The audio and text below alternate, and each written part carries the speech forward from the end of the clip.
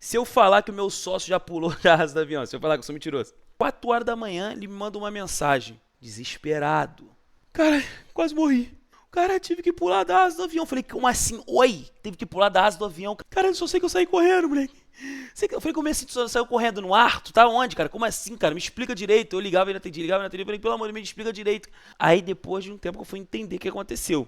O avião tava partindo para decolar, até que ele freou bruscamente e começou a subir um cheiro de queimado. Deu um problema lá, mandaram ele puxar a alavanca, deu um empurrão na porta, ele estava na saída de emergência, pulou da asa do avião, porque era para evacuar o mais rápido possível. Ele saiu correndo igual um maluco, se jogou no mato. Só que ele, quando ele saiu correndo igual um louco, ele não quis saber que quando tu abre a porta, né, do saída de emergência, tem tipo um colchão, sei lá, que tu tem que descer por ele. Ele não. Ele saiu pulando da asa do avião, moleque. Se esse moleque ele entra na turbina, ia virar picadinho de rafuxo, pai da bola.